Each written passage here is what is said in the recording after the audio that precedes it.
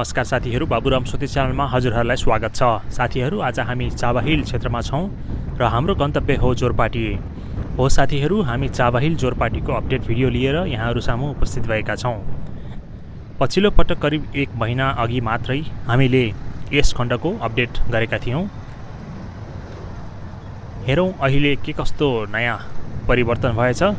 साथीहरू, भिडियो अन्तिमसम्म हेर्नुहोला। हामी निर्केल भिडियोको अन्त्यतिर गर्नेछौँ।